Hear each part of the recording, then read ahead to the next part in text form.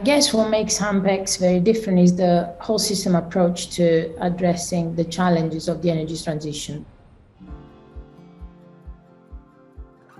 I'm Irene Di Martino. I'm the Executive Vice President of AMP and the head of AMP-X. AMP-X is a fully owned subsidiary of AMP, dealing with developing a digital energy platform that caters for a number of challenges.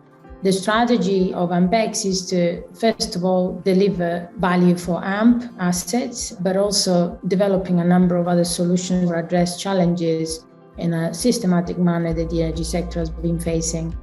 We're working on a number of projects, specifically one which is going to see actually deployment on grid is the development of the first of its kind smart transformer for the distribution network.